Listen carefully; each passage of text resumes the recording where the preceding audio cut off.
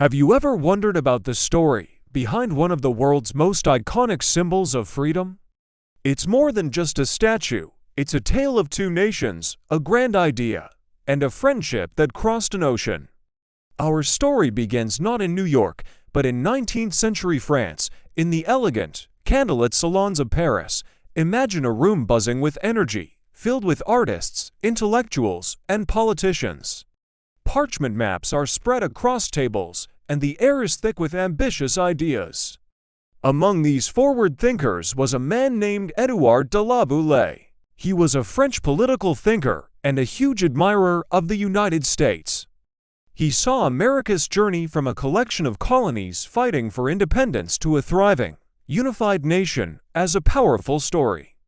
He was deeply inspired by the American ideals of liberty and the recent abolition of slavery after the Civil War. To him, America was a beacon of hope, a testament to the enduring power of freedom. In these Parisian gatherings, a thought began to take shape. What if France could give America a gift? Not just any gift, but a monumental one. Something that would celebrate the shared values of liberty and the friendship between their two countries. It was a bold, almost audacious idea. How could they possibly create something that would properly capture such a grand concept? The dream began as a whisper, a flicker of inspiration in a room filled with brilliant minds. This dream was about to ignite a remarkable partnership. La Boulaye shared his vision with a talented and ambitious sculptor, a young man named Frédéric Auguste Bartholdi. Bartholdi was immediately captivated. He had traveled to America before and was struck by the sheer scale and energy of the country. The idea of creating a colossal monument for the New World fired his imagination. He envisioned a powerful female figure, a modern goddess of liberty, standing tall and welcoming all who came to America's shores. The project was officially proposed in 1875 to be a joint effort. France would be responsible for building the statue itself, a massive undertaking of artistry and engineering. The United States, in turn, would be responsible for building the pedestal it would stand on. This wasn't just a gift, it was a collaborative masterpiece in the making. It was a promise exchanged between two nations, a symbol of their mutual respect and shared history, dating back to France's support during the American Revolution. Now, let's talk about the design. Bartholdi didn't just pull the image out of thin air. He drew inspiration from classical art, particularly the Roman goddess Libertas. But he wanted his statue to be modern, to represent a new kind of freedom.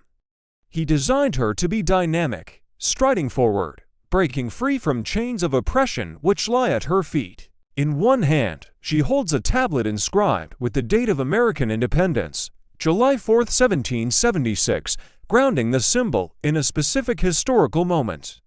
And in her other hand, she raises a torch, a beacon of enlightenment to light the way for the world, the 7 spikes on her crown. They represent the 7 continents and the 7 seas, symbolizing the universal concept of liberty. Every single element of the design was packed with meaning. This wasn't just a statue, it was a visual poem about freedom, progress, and hope. Bartholdi's vision was becoming clearer, more detailed, and more breathtaking with every sketch. But how do you build a statue over 150 feet tall? This was an unprecedented engineering challenge. For this, Bartholdi turned to one of the most brilliant minds of the era, Gustave Eiffel. Yes, that Eiffel, the man who would later give Paris its famous tower. At the time, the Eiffel Tower hadn't even been built yet, but Eiffel was already a master of iron and structural design. His task was to create the internal skeleton that would support the statue's massive copper skin. Eiffel's design was genius. He created a flexible iron pylon and a secondary skeletal framework. This would allow the statue to withstand the powerful winds of New York Harbor and the expansion and contraction of the metal in changing temperatures. The thin copper sheets, only about the thickness of 2 pennies, would be hammered into shape and then attached to this internal structure. It was like creating a giant, intricate puzzle. The statue would be strong yet flexible, a marvel of 19th century engineering. Back in the Paris workshop, the construction was a sight to behold. It was a massive, bustling operation. Skilled artisans worked tirelessly, hammering sheets of copper over large wooden molds to create the statue's skin. This technique, called repousse, allowed for detailed work on a massive scale. Piece by piece, the statue began to take shape. First, the hand holding the torch was completed and displayed at the Centennial Exposition in Philadelphia in 1876 to help with fundraising. Then, the head and crown were finished and showcased at the Paris World's Fair in 1878. People were mesmerized. They could even climb up inside the head for a small fee, getting a sneak peek of the colossal figure that was slowly coming to life. For years, the towering head of Liberty was a familiar sight on the streets of Paris, a strange and wonderful preview of the gift that was destined for America. The project was capturing the imagination of the public on both sides of the Atlantic. While the French were busy building the statue, things were moving a bit more slowly in America. Raising money for the pedestal was proving to be a challenge. The American committee, responsible for the fundraising, struggled to get donations. The project stalled, and for a while, it seemed like Lady Liberty might never have a home. The pieces of the statue were completed, assembled in Paris, and then disassembled, packed into over 200 crates, ready for their journey. But there was nowhere to put them. This is where another key figure enters our story, Joseph Pulitzer. The famous newspaper publisher of the New York World, seeing the project in jeopardy, Pulitzer launched a massive fundraising campaign in his newspaper. He called out to the American people, especially the common man, woman, and child. He printed the name of every single person who donated, no matter how small the amount. His passionate editorials inspired a groundswell of public support. The response was overwhelming. Over 120,000 people donated, most of them giving less than $1. School children collected pennies, families sent in their spare change. It was a true grassroots effort. Pulitzer's campaign not only raised the necessary funds, but also made the statue something that belonged to everyone. It wasn't just a gift from the French elite to the American elite. It was a gift embraced by the American people themselves. Finally, construction on the pedestal could begin on Ellis Island in New York Harbor. In June of 1885, the French steamer Eiffel arrived in New York, carrying its precious cargo. The city celebrated with great fanfare as the crates containing the disassembled statue were unloaded. The final assembly process began. It was like the world's largest and most complicated assembly kit. A team of workers, many of them new immigrants, painstakingly pieced the giant copper figure together on her new pedestal, securing her to Eiffel's iron skeleton. Finally, on October 28, 1886, the day arrived. The Statue of Liberty was officially dedicated. It was a rainy, foggy day in New York, but nothing could dampen the spirits of the massive crowd that had gathered. A huge naval parade filled the harbor.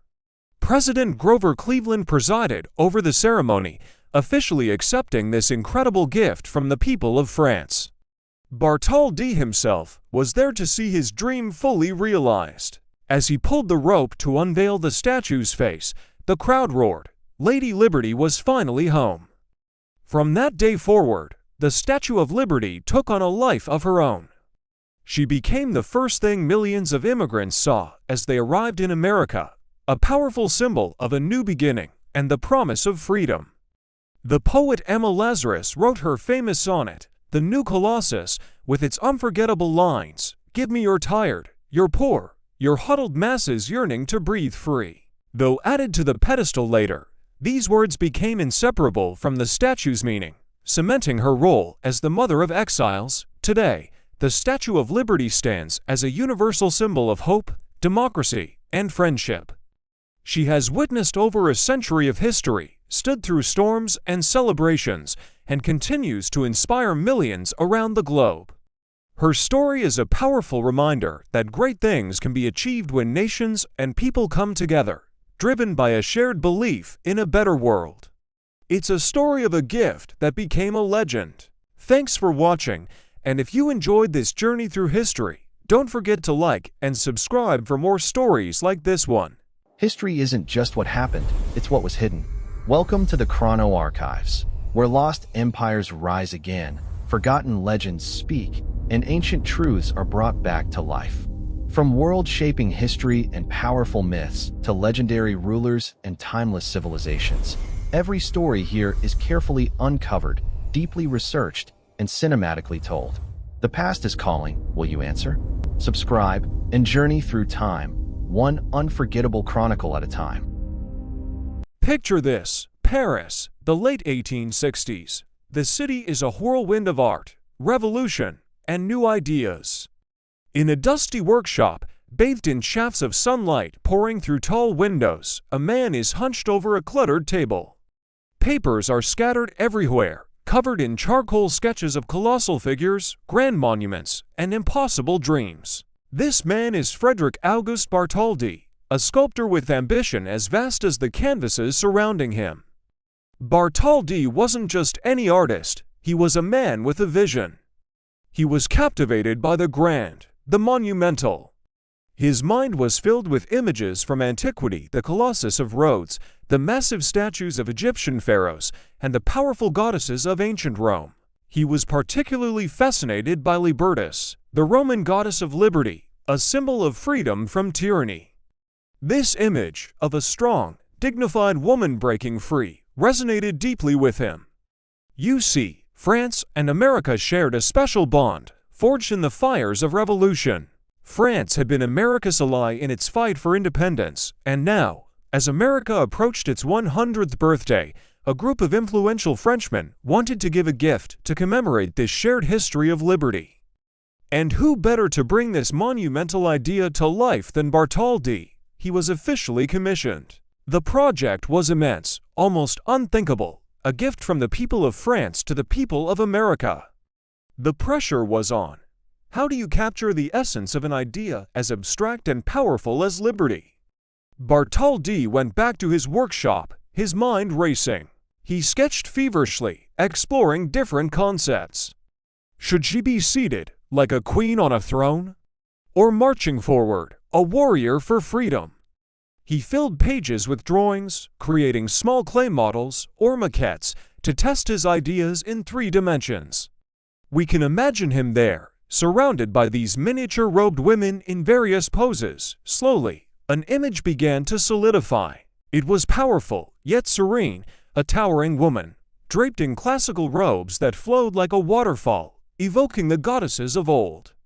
But she wouldn't be passive. In one hand, she would hold a tablet, inscribed with the date of American independence, grounding the statue in a specific historical moment. And in the other hand, held high for all the world to see, would be a torch, not a weapon, but a light. A beacon of enlightenment, progress, and hope, guiding the way to freedom. This wasn't just a statue anymore, this was a story. The woman's crown wasn't just a crown. It featured 7 rays, symbolizing the 7 continents and 7 seas of the world, a universal message of liberty. Her feet, though mostly hidden by her robes, were not standing still. One foot is lifted, moving forward, breaking free from broken shackles that lie at her feet, a subtle but powerful symbol of moving away from oppression. In his Paris studio, Bartholdi's hands, covered in clay, worked tirelessly. He would start with a small, intimate model, maybe just a foot or 2 high. He'd sculpt and refine every fold of the robe, every detail of the face, needing to convey both strength and grace. Then, he'd scale it up. A 9-foot model would follow, allowing for even more detail. Then, an even larger one, about 36 feet tall. Each stage was a monumental task in itself. He and his team of artisans would build enormous plaster versions, section by section. Imagine walking into that workshop and seeing a giant hand, or a section of the face, towering over you. It must have felt like a place where giants were being born. Bartholdi was a master of his craft, but he was also a showman. He knew this project needed public support and money.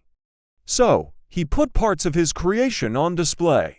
In 1876, at the Centennial Exposition in Philadelphia, fairgoers were stunned to see the massive, torch-bearing arm of the statue, standing alone but promising a greater whole. People could pay to climb up to the balcony around the torch, getting a literal taste of the view to come. It was a brilliant piece of marketing. Later, the head was exhibited at the Paris World's Fair. These previews created a huge buzz on both sides of the Atlantic, turning the statue into an international sensation long before it was ever completed. But this was only the artist's vision, the beautiful outer shell. The problem was, how do you make a 151-foot-tall copper woman stand up, especially in the fierce winds of New York Harbor? Bartholdi was a sculptor, not an engineer. The statue was too big, too thin, too delicate to support its own weight. It would buckle and collapse. For that, he needed another genius, a man who thought not in clay and plaster, but in iron and steel. He needed an engineer who could build the unseen skeleton that would give the lady her strength. And the man he found would change the world of construction forever.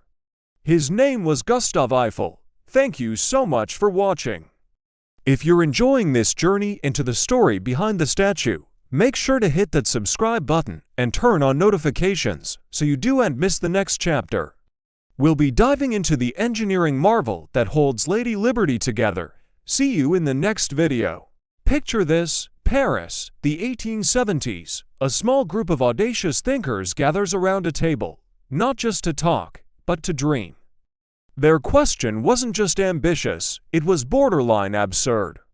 How do you build a statue taller than any that has ever existed? How do you create something so massive it would dwarf the ancient Colossus of Rhodes, so grand it would become an icon for a nation thousands of miles away? This wasn't just an engineering problem, it was an artistic and philosophical one. The task fell to a brilliant sculptor, Frédéric Auguste Bartholdi. He had a vision, a powerful symbol of liberty, but turning that vision into a tangible, colossal reality was a journey into the unknown. The drawing boards in his workshop were covered in sketches, not of a simple statue, but of a story told in metal. This was the birth of the Statue of Liberty, a project so audacious it bordered on the impossible. Before a single piece of copper was hammered, before the first iron rivet was forged, the statue had to be designed as a powerful narrative.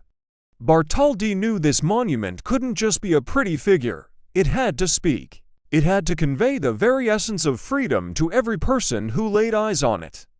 So, he and his team began embedding symbols, creating a silent language that would echo through the ages. Take a look at her feet. Hidden beneath the flowing robes, one foot is raised mid-stride, moving forward. And what is she stepping out of? Broken chains. This wasn't an accident. This was a deliberate, powerful statement. Liberty is not static. It is an active, forward-moving force, breaking free from the shackles of tyranny and oppression. It's a detail many visitors miss, but it's the very foundation of her story. Then, there's the crown. It's not just a regal accessory. It features 7 distinct rays. Why 7? The number 7 is often interpreted as representing the 7 continents and the 7 seas of the world, symbolizing the universal concept of liberty, a light shining out to every corner of the globe. This wasn't just a gift for America. It was a message for all of humanity. Each ray is a beacon, an invitation. And in her left hand, she holds a tablet, a keystone of law and order. Inscribed upon it is a date every American knows. July 4, July 4, 1776, the day the United States declared its independence. By holding this tablet, Lady Liberty isn't just a symbol of abstract freedom. She's a guardian of a specific, declared independence, rooted in law and a formal commitment to self-governance. And, of course, the most iconic element of all, the torch. Held high in her right hand, reaching for the sky. The original plan was for it to be a functioning lighthouse, a literal beacon for ships navigating the dark waters of New York Harbor. It was to be the first thing immigrants saw, a guiding light promising safe harbor and a new beginning. The torch represents enlightenment, progress and the dispelling of ignorance. It's the light of reason and hope. So you see, every single element, the broken chains, the seven-rayed crown, the legal tablet, and the illuminating torch was meticulously chosen. They transformed a simple statue into a profound poem, a story of freedom told without a single word. Each piece was a story beat, contributing to a narrative that was bigger than any single person or nation. With the story and symbolism locked in, the monumental challenge shifted from the what to the how. How on earth do you build a 151-foot-tall woman out of metal and make her stand? The initial concepts were wild. A solid bronze statue, impossible. The weight would be astronomical, the cost prohibitive, and the structure would collapse under its own mass. Stone was no better. It would be too brittle and heavy for such a slender design. The team needed a breakthrough, a fusion of art and cutting-edge 19th-century engineering. The solution that emerged was ingenious and revolutionary, a plan that would forever change how large-scale sculptures were made. The idea was to create a relatively thin outer layer, a skin, made of copper sheets. This would keep the statue lightweight and allow for the intricate details of the robes and face. But a thin copper skin couldn't support itself, it needed a skeleton. This is where another brilliant mind entered the picture. Gustave Eiffel. Yes, that Eiffel. Before he designed his famous tower, he was brought in to solve the structural puzzle of the Statue of Liberty. His solution was a masterpiece of engineering. He designed a flexible, internal iron pylon tower to act as the statue's spine. Think of it as the bones. From this central spine, a network of iron armature bars would branch out, like a rib cage, conforming to the interior shape of the copper skin. This skeleton wouldn't be rigidly attached to the skin. Instead, Eiffel used a system of flat iron bars riveted to the skin, which were then connected to the skeleton with loose saddles. This allowed the thin copper skin to breathe out, to expand and contract with the changing temperatures of New York, and to sway ever so slightly in the harsh winds of the harbor without cracking or breaking. So, the plan was set, a hollow statue with a copper skin over an iron skeleton. This hybrid design was the key. It distributed the weight, provided flexibility, and made the entire project feasible. On drafting tables across Paris, the artistic vision began to merge with technical reality. Romantic concept sketches of a goddess were overlaid with grids, measurements, and stress calculations. Drawings showing the graceful folds of her robe were transformed into complex technical diagrams, mapping out the thousands of individual copper plates and the intricate iron framework that would hold them in place. Each copper piece was assigned a number, like a giant, three-dimensional puzzle. The process of building had begun, not with a chisel and stone, but with blueprints, mathematical formulas, and the hum of a workshop pioneering a new era of colossal construction. The creation process itself was a spectacle. In the Paris workshop of Gaget, Gauthier and C., a team of artisans began the painstaking work of repousse, a technique where thin sheets of copper are hammered from the reverse side to create the desired shape. They didn't work from a small model. Bartholdi had to create a series of larger and larger plaster models, ending with a full-scale version of the statue, built in sections. Workers would create a wooden mold over a section of the plaster giant, say, a piece of the robe or a finger. Then, they would press the copper sheets into these molds, hammering and shaping them until they perfectly matched the form. It was a slow, loud, and physically demanding process. Imagine the sound of hundreds of hammers striking copper, day in and day out, as the massive face, the giant hands, and the flowing drapery slowly took shape. Piece by piece, the copper skin of Lady Liberty was born. In Paris, a trial assembly was conducted. From 1881 to 1884, Parisians watched in awe as the statue rose over the city's rooftops, temporarily becoming a local landmark before it was ever seen in America. This test run was crucial to ensure every one of the 350 individual pieces fit together perfectly. Once confirmed, the entire structure was disassembled, packed into over 200 massive crates, and prepared for its transatlantic voyage. Each crate was meticulously labeled, a testament to the incredible logistical planning required. The journey across the ocean was a feat in itself. The French frigatisser was tasked with carrying this precious cargo, braving rough seas to deliver the disassembled dream to the shores of New York. The dream of a few audacious thinkers was finally on its way to its new home. While France was building the statue, America had its own monumental task, building the pedestal. This was not a small undertaking. The pedestal itself stands 154 feet tall, a massive structure of concrete and granite that had to be strong enough to anchor the 225-ton statue against the forces of nature. But fundraising for the pedestal faltered. The American public was slow to embrace the project, and the committee in charge was running out of money. The project was on the brink of failure. That's when Joseph Pulitzer, the publisher of the New York World newspaper, launched one of the most successful crowdfunding campaigns in history. He used his newspaper to appeal directly to the people, especially immigrants and the working class. He promised to print the name of every single person who donated, no matter how small the amount. The response was overwhelming. Over 120,000 people from all walks of life sent in donations, most of them less than $1. School children pooled their pennies, and working families gave what they could. It was a grassroots movement fueled by a shared sense of pride and ownership. This campaign didn't just raise the money. It transformed the Statue of Liberty from a gift from the French elite into a project built by the American people. Finally, in 1886, with the pedestal complete and the statue reassembled, the day of dedication arrived. A massive celebration took over New York. It was a moment of immense pride, the culmination of 2 decades of dreaming, designing, and building. The impossible had been achieved. A statue taller than any before stood as a testament to friendship, freedom, and the power of a shared vision. Have you ever wondered what holds a giant statue together? I mean, a really, really big one. For the Statue of Liberty, the answer lies with one of the most famous engineers in history, Gustave Eiffel. Yes, that Eiffel.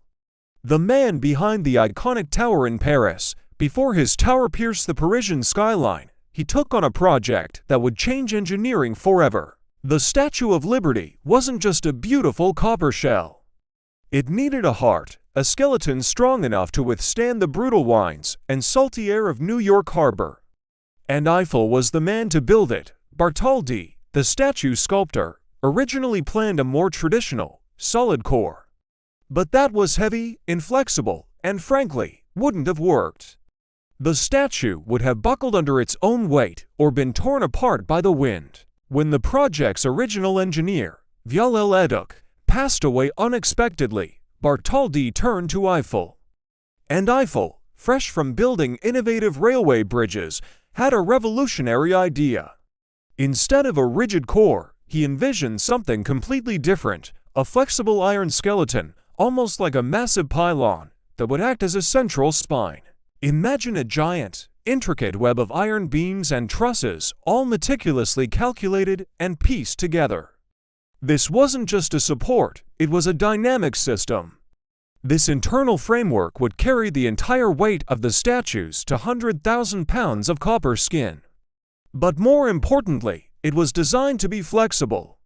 Eiffel understood that the statue needed to sway slightly in the wind, to bend without breaking. This was the genius of his design strength through flexibility. It was a concept he'd perfected in his bridges, and now he was applying it to art on a monumental scale. The design was brilliant. The central pylon would stand tall, and from it, a network of flat iron bars would reach out, connecting to the inner surface of the copper skin. Think of it like a hand reaching out to support the delicate shell. But here's the clever part. These connections weren't rigid. Eiffel used what are called saddles, or U-bolts.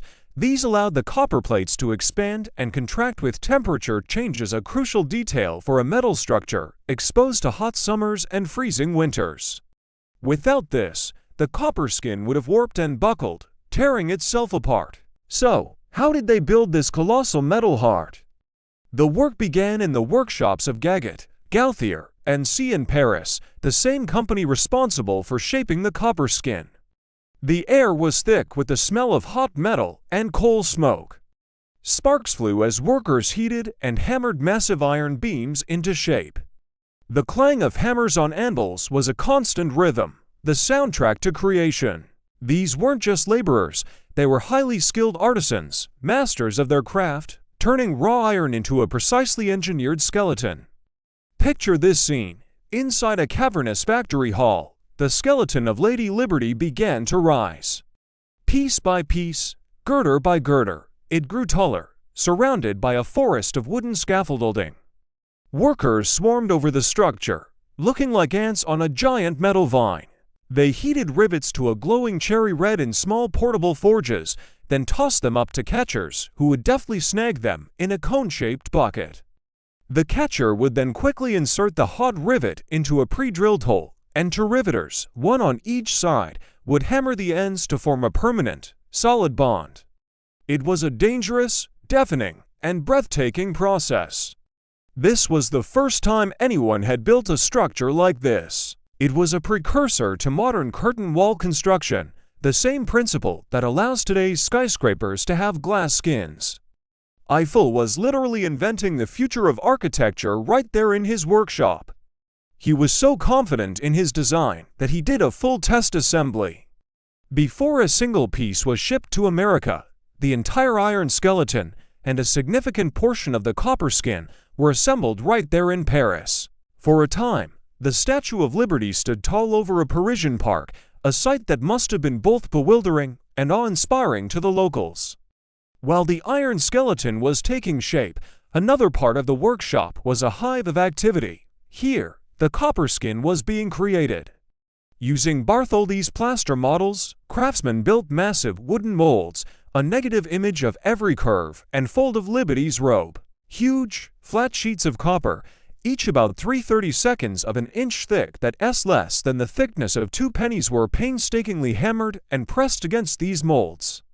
This technique, called repousse, allowed them to create the statue's detailed form without casting, which would have been far too heavy. It was an art form in itself. Men would use levers, mallets, and an incredible amount of muscle to bend the rigid copper into the flowing lines of drapery or the sharp features of Liberty's face. The constant hammering not only shaped the metal, but also hardened it, giving it strength. Over 300 individual copper plates were crafted this way, each one a unique piece of a massive three-dimensional puzzle. Once a plate was shaped, it was brought over to the iron framework to ensure a perfect fit before being riveted to its neighbors. The marriage of these two elements, the strong, rigid iron and the soft, malleable copper, was a technical marvel. But it also presented a huge problem: galvanic corrosion.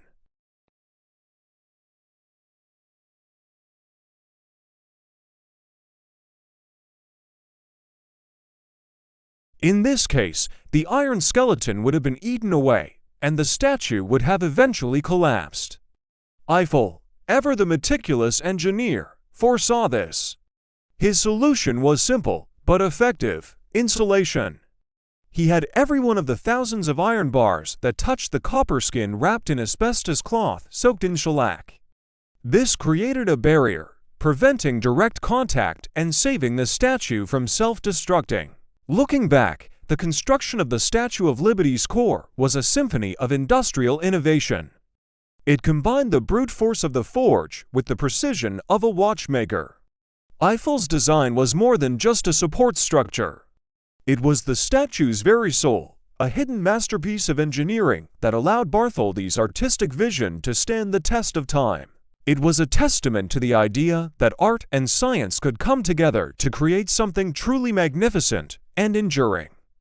This iron heart, forged in the fires of a Parisian workshop, is what allows Lady Liberty to stand tall today, a beacon of hope, but also a monument to human ingenuity.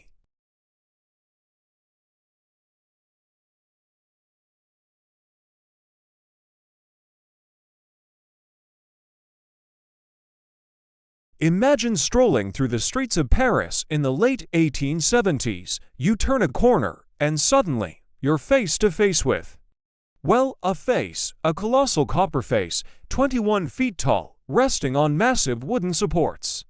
Its serene expression seems to gaze over the bustling city.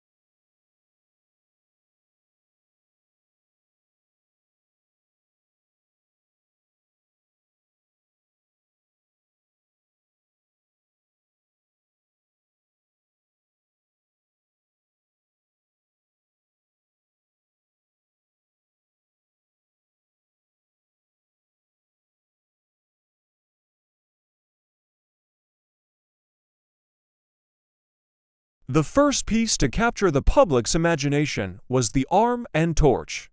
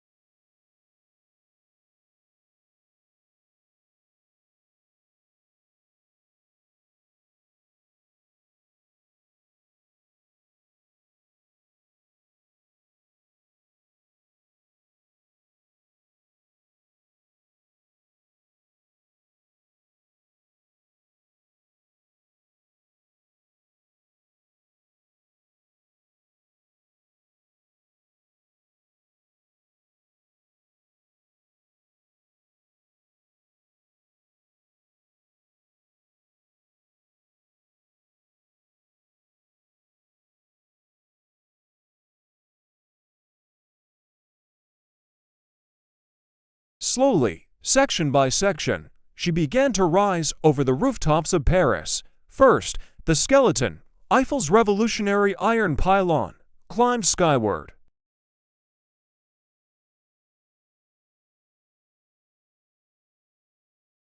Then, like putting together the world's largest and most intricate puzzle, the copper skin was attached.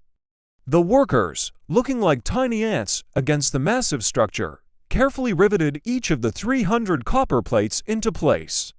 Plate by plate, the figure of liberty emerged. The folds of her robe, the tablet in her hand, and finally, the radiant crown. For several years, the completed Statue of Liberty stood tall and proud, not in New York, but right there in the heart of Paris. She towered over the surrounding buildings, a temporary, copper-colored addition to the Parisian skyline.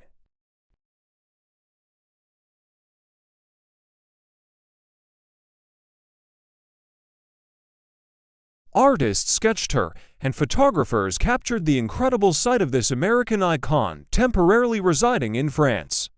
There were celebrations, speeches, and waving flags. The French people felt a tremendous sense of pride. They had poured their money, their skill, and their passion into this gift. This wasn't just a statue they were sending away. It was a piece of their own national pride, a symbol of their enduring friendship with America. Finally, the day came to say goodbye. The monumental task of disassembly began.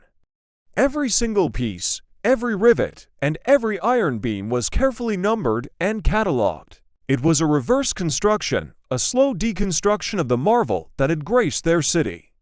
The pieces were then packed into over 200 custom-made wooden crates. The journey across the Atlantic awaited.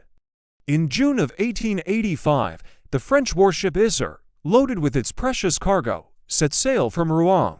It carried not just copper and iron, but the hopes, dreams, and goodwill of an entire nation. The statue that had come to life in Paris was now on its way to its true home, ready to be reborn in New York Harbor and become the symbol of freedom we know today. The story of Liberty's creation in Paris is a powerful reminder that great things are rarely built alone. It took the vision of artists, the genius of engineers, and the collective effort of countless ordinary people who believed in the power of a symbol. From a workshop in Paris to the world stage, Lady Liberty's journey is a testament to friendship, innovation, and the enduring human desire for freedom.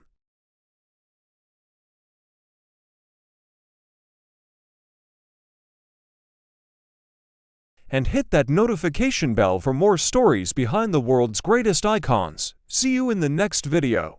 Have you ever wondered how something as colossal as the Statue of Liberty made its way from France to America? It wasn't teleported, that's for sure. The story of its journey is an epic adventure in itself, a true testament to the determination behind this incredible gift. After years of meticulous construction in a Parisian workshop, the time finally came for Lady Liberty to leave her birthplace. But how do you ship a 154-foot-tall, 225-ton copper statue across the vast, unpredictable Atlantic Ocean? The answer was as ingenious as it was ambitious. You take it apart, piece by piece. Imagine the scene in Paris. The magnificent statue, a familiar sight to Parisians, was carefully dismantled. Every single piece, from the rays of her crown to the folds of her robe, was methodically taken down. This wasn't just a handful of big chunks. The statue was broken down into over 300 individual copper pieces. Each one was then carefully packed into custom-built wooden crates. Picture a bustling French port with hundreds of these massive crates stacked high on the docks. Stenciled on their sides, in bold letters, was the word Liberty, and their destination, New York. It was a logistical puzzle of monumental proportions. The vessel chosen for this historic voyage was a French naval frigate named the Isser. This wasn't your average cargo ship. The Isser was a steam and sail-powered warship, sturdy and reliable, entrusted with a precious, one-of-a-kind cargo. In May of 1885, with every one of the 300-plus crates securely stowed in its hold, the Isser set sail from the port of Rouen, France. As it pulled away from the dock, it carried not just copper and wood, but the hopes and dreams of two nations, a symbol of friendship ready to cross the ocean. The journey was anything but a smooth sail. The Atlantic Ocean is a formidable force of nature, and the Isser, though a capable ship, found itself in a battle against the elements. Just a few days into its voyage, the frigate was caught in a terrifying storm. Mountainous waves crashed over the deck, and fierce winds threatened to tear the sails to shreds. The ship was tossed about violently, pitching and rolling in the turbulent sea. Down in the hold, the crew could hear the massive crates shifting and groaning with every lurch of the ship. The captain and his sailors worked tirelessly, fighting to keep the Isser on course and protect its priceless cargo. There was a very real danger that the ship could be overwhelmed, and that Lady Liberty might end up at the bottom of the ocean, a lost treasure never to be seen. For a harrowing few days, the fate of the statue hung precariously in the balance. Miraculously, the Isser and its crew weathered the storm. They persevered, demonstrating incredible seamanship and courage. After more than a month at sea, battling rough weather, and navigating the vast ocean, the Isser finally approached its destination. On June 17, 1885, the ship sailed into the bustling New York harbor. But it wasn't a quiet arrival. An entire fleet of ships, big and small, filled with cheering crowds, came out to greet them. Cannons fired salutes, boat whistles blared, and thousands of people lined the shores of Manhattan and New Jersey, waving flags and celebrating. The air was electric with excitement. After its dangerous journey, Lady Liberty had arrived safely in her new home. The welcome was incredible, a true New York spectacle, but the journey wasn't quite over. The crates were carefully unloaded onto Bedloe's Island, which we now know as Liberty Island. Imagine the anticipation as workers began to pry open the first few crates. For the first time on American soil, people caught a glimpse of the statue. As the wooden planks were pulled away, The sun would catch the glint of the copper surface inside a flash of the radiant skin of the statue that would soon stand tall for the world to see. It was a tantalizing preview of the grandeur to come. Each open crate revealed another piece of the giant puzzle, a section of her torch arm, a piece of her face, a fragment of the tablet in her hand. However, there was a major problem. The statue had arrived, but her pedestal was not finished. Fundraising efforts in America had stalled, and the grand base designed to support the colossal statue was only partially built. So, for nearly a year, the 300 crates containing one of the most famous gifts in history sat on the island, unopened and waiting. Lady Liberty was in America, but she couldn't be put together. It was a frustrating delay after such an epic journey. It would take a final, massive push, led by newspaper publisher Joseph Pulitzer, to raise the necessary funds from ordinary American citizens, penny by penny, to finally complete the pedestal. This chapter of the Statue of Liberty's story is often overlooked, but it's one of the most dramatic. The disassembly, the dangerous ocean crossing, and the nail-biting storm highlight the immense effort and risk involved. It wasn't just a simple delivery, it was a daring feat of engineering, logistics, and maritime bravery. It proves that from the very beginning, the Statue of Liberty was more than just a monument. It was a project that required courage, perseverance, and the collective will of countless individuals on both sides of the Atlantic. The next time you see her standing in the harbor, remember the journey of those 300 crates, battling the waves to bring a symbol of hope to a new shore. Thanks for watching our deep dive into this incredible voyage. If you found this piece of history as fascinating as we do, make sure to hit that like button and subscribe for more stories behind the world's greatest landmarks. Let us know in the comments what part of Lady Liberty's journey surprised you the most.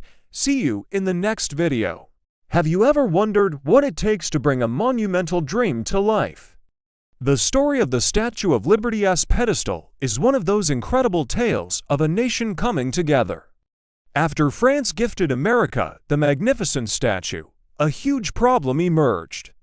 Lady Liberty had arrived in pieces, packed in over 200 crates, but she had nowhere to stand. The pedestal, the crucial foundation, was nowhere near finished. It was a massive, expensive project, and the fundraising efforts were stalling big time. The American Committee for the Statue of Liberty had tried everything: art exhibitions, theatrical performances, souvenir sales, but they were still tens of thousands of dollars short. By 1884, with funds completely depleted, construction on Ellis Island ground to a halt. The pedestal stood sad and incomplete, a symbol of a promise that seemed destined to be broken. It looked like the magnificent gift from France might have to be sent back, an embarrassing prospect for a young, proud nation. The situation was dire. For months, the half-finished pedestal was a silent testament to the faltering campaign. The dream of liberty enlightening the world was fading. But then, a hero stepped forward, not with a sword, but with a pen.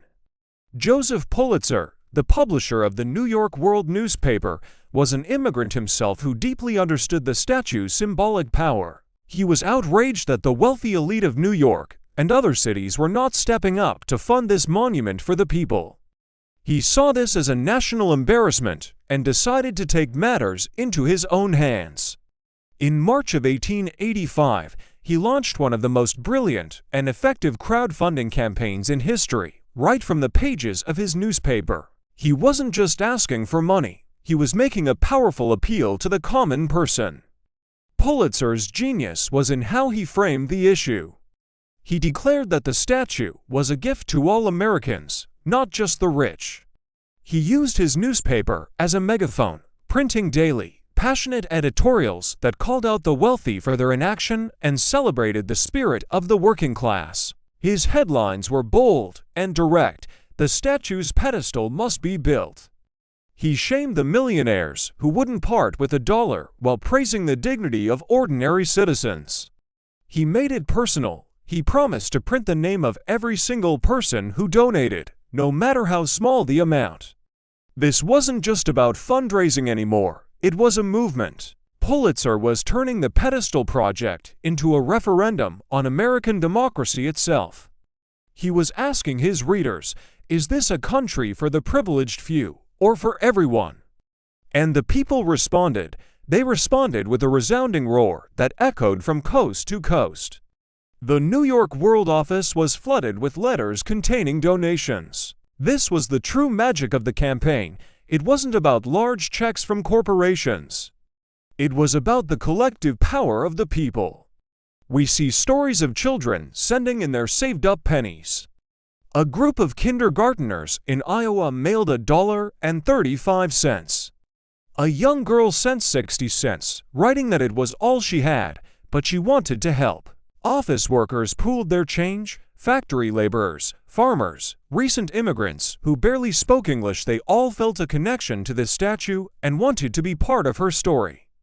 Pulitzer's newspaper became a daily honor roll, listing names from all walks of life, turning each donation into a public declaration of patriotism. Imagine the scene, crowds gathering around donation boxes set up in public squares. Children, with serious expressions, reaching up to drop their single penny into the slot. The clinking of coins became the soundtrack of a nation building its own monument. The campaign was an unprecedented success. In just 5 months, over 120,000 people donated more than $100,000, more than enough to finish the pedestal. The average donation was less than $1, a powerful testament to the campaign's grassroots nature. Pulitzer had proven his point. The strength of America wasn't just in its wealthy industrialists, but in the hearts and pockets of its ordinary citizens. He had not only saved the Statue of Liberty, but had also given the American people a profound sense of ownership over her. With the funds secured, work on Ellis Island resumed with renewed energy and purpose. The air was filled with the sounds of construction, the clang of hammers, the shouting of foremen, and the groan of cranes lifting massive granite blocks into place. Stone by stone, layer by layer, the pedestal began to rise. It was no longer just a structure of concrete and stone. It was now infused with the spirit and sacrifice of hundreds of thousands of Americans. Each block represented the hopes of a child, the hard-earned wage of a worker, the dream of an immigrant. The pedestal was becoming what it was always meant to be, a foundation built not by a government or a committee of elites, but by the very people the statue was meant to welcome and inspire. Finally, in April of 1886, the last stone of the pedestal was laid. It stood 89 feet tall, a magnificent and sturdy base, ready to receive its precious gift. The struggle was over. The embarrassment was averted. America had built its pedestal. When the Statue of Liberty was finally assembled and dedicated later that year, she stood not on a foundation provided by the wealthy, but on a pedestal paid for by pennies, nickels, and dimes. It was a monument to the people, built by the people. This incredible story reminds us that when we come together, united by a common purpose, even the smallest contributions can build something truly monumental. The next time you see that iconic statue, remember the story beneath her feet, a story of how ordinary Americans saved a national treasure and, in the process, defined the very spirit of the nation. After years of anticipation and a journey across the vast Atlantic Ocean, the Statue of Liberty finally arrived in New York Harbor, but she was in pieces. 350 copper and iron parts, packed into over 200 crates, waited to be reborn on American soil. The challenge was immense. How do you assemble a 151-foot-tall, 225-ton giant? The answer was a marvel of 19th-century engineering and sheer human determination. The first step was the pedestal. A colossal structure in its own right, it rose 89 feet from the ground on Ellis Island. Once this massive foundation was complete, the real show began. An ingenious iron skeleton, designed by the visionary Gustave Eiffel, yes, the same Eiffel of the famous tower, was erected first. This was the statue's spine, the framework that would support every single piece of her copper skin. Then, piece by piece, the reassembly started from the feet up. Imagine the scene, a forest of wooden scaffolding, and a web of ropes and pulleys engulfing the skeleton. Workers, looking like tiny ants against the colossal structure, began the painstaking process. Huge copper plates, each one carefully numbered back in the Paris workshop, were hoisted into the air by steam-powered cranes. The air filled with the rhythmic clang of hammers as thousands upon thousands of rivets were heated and driven into place, stitching the copper skin to the iron armature. This wasn't just construction, it was artistry on a grand scale. Each copper plate, no thicker than 2 pennies, had to fit perfectly with its neighbors. The workers, many of them new immigrants themselves, scaled the towering structure day in and day out. They dangled from ropes, balanced on narrow beams, and worked tirelessly, their silhouettes etched against the New York sky. It was dangerous, demanding work, but they were building more than a statue. They were building a symbol of the very dream that had brought many of them to this new land. As the statue grew, layer by layer, her familiar form began to emerge from the chaos of the construction site. First, the flowing robes, then the arm holding the tablet inscribed with the date of American independence. The city watched in awe as liberty rose higher and higher, a copper giantess taking shape before their very eyes. The process was slow and methodical. The internal structure was a complex maze of iron bars and straps designed to allow the copper skin to expand and contract with temperature changes without buckling. It was this flexible connection, this breathing room, that was Eiffel's genius, allowing the statue to withstand the powerful winds of the harbor. The tension and excitement mounted as the final pieces were prepared. The most iconic parts, her serene face and the powerful arm holding the torch, were carefully lifted into position. These were moments of incredible precision and focus. A slight miscalculation, a gust of wind at the wrong moment, and disaster could strike. But the skilled crews handled their precious cargo with expert care, and soon, her face was gazing out over the water, a beacon of calm and strength. Finally, the day came for the crowning glory. As the sun began to rise, casting a golden glow over the harbor, the final major piece was raised, her magnificent crown with its 7 distinct rays, symbolizing the 7 continents and 7 seas. Cranes strained as they lifted it high above the scaffolding, slowly, carefully lowering it onto her head.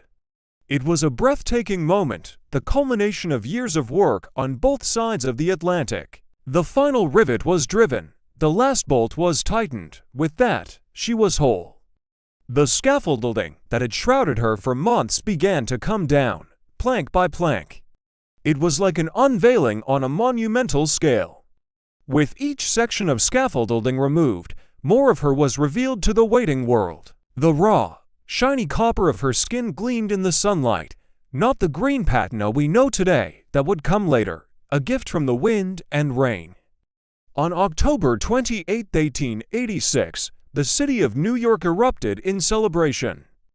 A massive parade, one of the first ever ticker tape parades, filled the streets of Manhattan. Boats of all sizes filled the harbor, their whistles blowing in a joyous chorus. President Grover Cleveland himself presided over the dedication ceremony on the island. As he spoke, a massive French flag that had been draped over the statue's face was pulled away, and Lady Liberty was officially presented to the American people. She was no longer just a collection of copper plates and iron beams. She was alive, a powerful, silent guardian at the gateway to the New World. From that moment on, the Statue of Liberty would be the first sight of America for millions of immigrants, her torch a light of hope, her presence a promise of freedom and opportunity. The incredible feat of her assembly was a testament to international friendship, engineering brilliance, and the enduring power of a great idea. Thanks so much for watching. If you enjoyed this journey back in time, don't forget to like this video, subscribe to the channel, and hit that notification bell so you don't miss our next story. See you next time. Can you imagine the excitement in New York City on October 28, 1886? After years of anticipation, the Statue of Liberty was finally inaugurated. It was a massive celebration, a real spectacle, with parades, speeches, and fireworks lighting up the sky. President Grover Cleveland himself dedicated the statue, calling it a gift that celebrated the friendship between France and America. But in its early days, most people saw Lady Liberty simply as a monument to Republican ideals, a symbol of enlightenment and freedom from tyranny. Its role as a welcoming mother to the world's immigrants hadn't quite taken hold yet. That would come soon, and it would change everything. For a while, the statue was impressive, sure, but it wasn't the powerful symbol we know today. In fact, one of its first jobs was purely practical. The statue's torch became a lighthouse, operated by the U.S. Lighthouse Board. From 1886 to 1902, its light guided ships into the bustling New York harbor. It was one of the first things sailors and travelers would see as they approached America. Imagine sailing for weeks, maybe even months, across the vast, dark Atlantic. Then, suddenly, on the horizon, a light appears. As you get closer, you see it's not just any light. It's a torch held high by a colossal figure. That hair-blown torch flame glowing golden over the harbor wasn't just a beacon for navigation. It was a signal of arrival, a promise that the long journey was finally over. For many, this was their very first glimpse of the New World, but the true transformation of the Statue of Liberty's meaning came from the power of words, specifically from a poem written by a woman named Emma Lazarus. In 1883, 3 years before the statue was even dedicated, Lazarus was asked to write a poem to help raise funds for the pedestal. The result was a sonnet called The New Colossus. This poem was a game-changer. Lazarus didn't see the statue as a symbol of conquest or power, like the ancient Colossus of Rhodes. Instead, she imagined it as a motherly figure, a mother of exiles with a welcoming heart. Her vision was of a statue that wasn't just for America, but for the entire world, especially for those seeking refuge and a new beginning. The poem's most famous lines are etched into our collective memory. Give me your tired, your poor, your huddled masses yearning to breathe free, the wretched refuse of your teeming shore. Send these, the homeless, tempest-tossed to me. I lift my lamp beside the golden door. These powerful words completely reshaped the statue's identity. They gave a voice to the silent, stoic figure in the harbor. Suddenly, Lady Liberty wasn't just a monument to abstract ideals. She was a personal promise of hope and acceptance. However, it's interesting to note that the poem wasn't an instant hit. For nearly 2 decades, it remained relatively unknown. It wasn't until 1903 that a friend of Lazarus, Georgina Schuyler, championed a campaign to have a bronze plaque with the poem's text placed inside the statue's pedestal. It was only then that the new Colossus and its message of welcome truly began to merge with the image of the statue itself. With the poem's message gaining recognition, the Statue of Liberty became the ultimate symbol of the American dream for millions of immigrants. In the late 19th and early 20th centuries, America experienced a massive wave of immigration. People were fleeing poverty, persecution, and political turmoil in their home countries. They boarded crowded steamships, leaving everything they knew behind, all for the chance at a better life. For these hopeful souls, the journey was long and often difficult. They were packed into steerage, facing uncertainty and dreaming of the opportunities that lay ahead.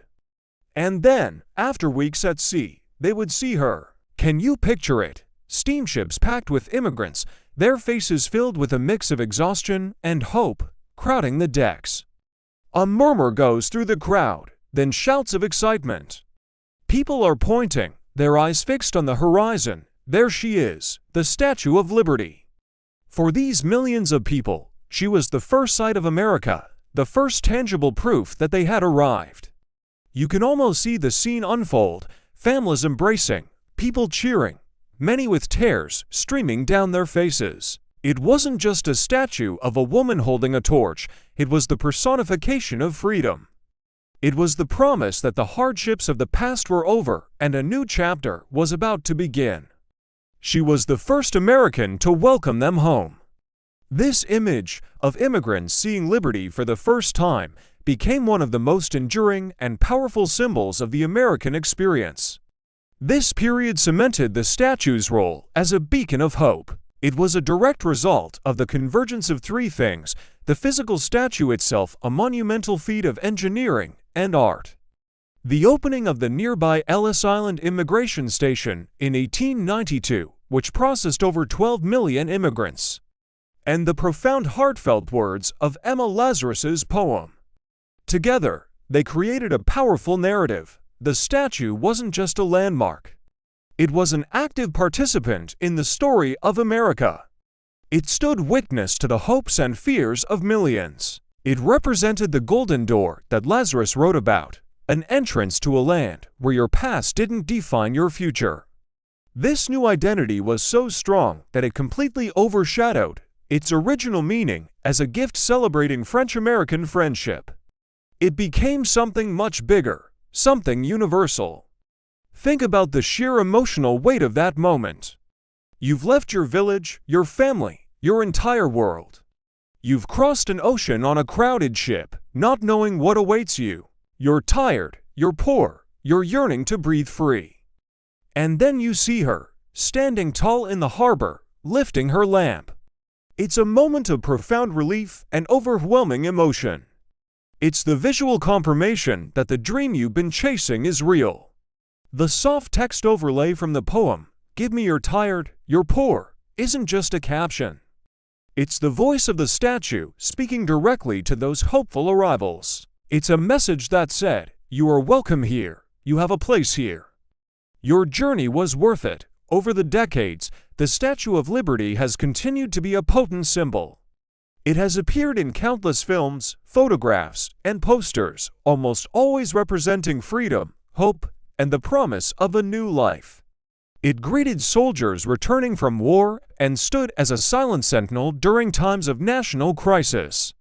Its meaning has evolved, but that core identity as the mother of exiles has remained. It stands as a constant reminder of America's identity as a nation of immigrants, a place built by people who came from all over the world seeking opportunity and freedom. It challenges us to live up to the promise inscribed on its pedestal, to remain a beacon for the tired, the poor, and the huddled masses. So, the next time you see an image of the Statue of Liberty, remember its journey. It wasn't always the symbol of immigration we know today. It began as a monument to Republican ideals, served as a lighthouse, and was finally given its most enduring voice by a poet who saw it as a welcoming mother. It's the story of how a statue became a symbol, and how that symbol came to represent the hopes and dreams of millions, forever changing the meaning of what it means to arrive in America. Thank you so much for watching. If you enjoyed this journey into the story of Lady Liberty, don't forget to like, subscribe, and hit that notification bell for more stories behind the world's most iconic landmarks. See you in the next video. Have you ever wondered what it takes to keep a 151-foot-tall, 450,000-pound copper lady standing tall and proud for over a century? The Statue of Liberty isn't just a monument. She's a living piece of history, constantly cared for, and her story is still unfolding. Today, we're exploring the modern life of Lady Liberty, from the incredible engineering that keeps her standing to her powerful role as a global symbol of hope. From the moment she was dedicated in 1886, the statue has been in a constant battle with the elements. Wind, rain, salt spray from the harbor, they all take their toll. Think about it. She's endured hurricanes, blizzards, and the dramatic temperature swings of New York City. Maintaining her is a monumental task, a continuous cycle of repair and restoration. One of the biggest challenges was her original torch. Back in 1916, it was damaged during an explosion. Over the decades, weather and modifications made it leak, causing significant corrosion inside her arm. It was a serious problem, so in the 1980s, a massive restoration project began. A team of French and American artisans and engineers worked together, almost like a modern-day version of the original builders. They meticulously crafted a new torch, following Bartholdi's original design. This new torch, gilded with 24-karat gold, was hoisted into place in 1986, just in time for her centennial celebration. Today, it shines as a brilliant beacon, just as intended, a symbol of enlightenment visible for miles. The original torch is now safely on display in the museum, a powerful artifact of her long history, but the work didn't stop there. Over the years, engineers have reinforced her internal iron skeleton, which was designed by the great Gustave Eiffel himself. You know, the same guy who built the Eiffel Tower. His design was revolutionary, with a flexible structure that allows the statue to sway slightly in the wind up to 3 inches for the statue and 5 inches for the torch. This flexibility is key to her survival. Modern maintenance involves constantly monitoring this iron framework, replacing corroded bars, and ensuring every connection is secure. It's like a constant health checkup for a giant. Teams of specialized workers, known as statue doctors, rappel down her copper skin, inspecting every rivet and seam, looking for signs of wear and tear. It's a job that requires incredible skill and a head for heights. Then came Hurricane Sandy in 2012. The storm flooded Liberty Island, destroying infrastructure and causing widespread damage. The island had to be closed for months. But this challenge led to an opportunity for renewal. The infrastructure was rebuilt to be more resilient, designed to withstand future storms. It's a testament to the dedication to preserving this landmark. No matter what nature throws at her, we find a way to ensure she endures. This constant care ensures that Lady Liberty doesn't just represent the past. She is actively protected to inspire future generations. And speaking of the future, there's a fantastic new addition to Liberty Island. For decades, the museum dedicated to the statue was located in her pedestal. It was small, and only a fraction of the island's daily visitors could get inside. But in 2019, that all changed with the opening of the new Statue of Liberty Museum. This stunning, modern building is open to everyone who visits the island. It's an immersive experience that tells the complete story of Lady Liberty. Inside, you walk through galleries that take you on a journey. You see full-scale replicas of her face and her giant foot, which really gives you a sense of her immense scale. It's one thing to see her from the ground, but it's another to stand face-to-face with a copper copy of her nose, which is taller than most people. The museum explores the fundraising efforts, the engineering marvels, and the sheer human effort that went into her creation. There are interactive exhibits where you can explore the design process and learn about the symbolism behind every element. From the crown's 7 rays representing the 7 continents to the broken shackle at her feet symbolizing the end of oppression. One of the most powerful exhibits is the Becoming Liberty Gallery. It features an interactive mosaic where visitors can add their own photo and share their personal stories of what liberty means to them. It's a beautiful, evolving tapestry of human experience, showing how the statuesque meaning is constantly being redefined by each new generation and by people from all corners of the globe. And, of course, the museum is now home to her original 1886 torch. Seeing that massive, weathered piece of history up close is a truly humbling experience. It connects you directly to the past and makes you appreciate the new, gleaming torch that now lights up the sky. This museum isn't just about preserving history.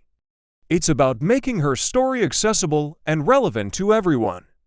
From a gift between nations to a universal icon, the Statue of Liberty's journey is remarkable. Originally, she was intended to celebrate the alliance between France and the United States and their shared commitment to liberty, but she quickly became something more. As millions of immigrants sailed into New York Harbor at the turn of the 20th century, the first thing they saw was this colossal woman, holding a torch high. For them, she wasn't just a statue, she was a promise. A promise of a new life, of freedom from tyranny, of opportunity. She was the first welcome to America. Emma Lazarus's poem, The New Colossus, inscribed on a plaque in the pedestal, gave her a voice. Give me your tired, your poor, your huddled masses yearning to breathe free. These words transformed the statue from a symbol of Republican ideals into a mother of exiles, a beacon of hope for the downtrodden around the world. Today, her image is recognized globally. We see her in movies, on posters, and in news reports about protests for democracy in faraway lands. When people are fighting for their freedom, they often hold up pictures of the Statue of Liberty. She has transcended her American origins to become a universal symbol for the very idea of freedom itself. She represents the hope for a world where everyone can live without fear and with dignity. When you see visitors on Liberty Island today, you see this universal appeal in action. People from every continent, speaking dozens of different languages, all stand and look up at her with a sense of awe and reverence. You see them taking photos, their faces filled with emotion. For some, it's a patriotic pilgrimage. For others, it's the fulfillment of a lifelong dream to see the famous icon they've only seen in pictures. And for many, especially those who have come from places of conflict or oppression, looking up at her is a profoundly emotional and personal moment. It's a reminder of the ideals they aspire to and the freedoms they cherish. From sunrise, when her copper skin glows in the morning light, to the dead of night, when her torch shines over the glittering New York skyline, the Statue of Liberty stands as a constant, unwavering presence. She is more than just copper and steel. She is a repository of a million stories, a symbol of a powerful idea, and a testament to the enduring human spirit's quest for liberty. The ongoing work to preserve her and share her story ensures that her torch will never be extinguished. She remains a powerful beacon, lighting the way for all who yearn to breathe free. Thanks for joining us on this journey to explore the modern life of Lady Liberty. If you found this story as inspiring as we do, make sure to like this video and subscribe to our channel for more deep dives into the icons that shape our world. We'll see you next time. As we close this chapter of the Chrono Archives, remember, the past is never truly gone. It waits patiently in the shadows of forgotten ruins, in the echoes of ancient voices, and in the timeless lessons that still guide us today. It waits to be remembered by curious minds like yours. Thank you for joining us on this extraordinary journey through the annals of time. If today's exploration of lost civilizations, mythical legends, or historical enigmas ignited your passion for the past, hit that like button. Drop a comment with your favorite moment or what you'd love to see next, and most importantly, subscribe to the Chrono Archives and continue the journey through time. Turn on notifications so you never miss an episode where we unearth buried secrets, decode ancient mysteries, and bring history's greatest stories back to life. Together, we'll keep the flame of the past burning bright. Until next time, fellow time travelers, keep questioning, keep discovering, and keep remembering. The Chrono Archives, where the past lives forever.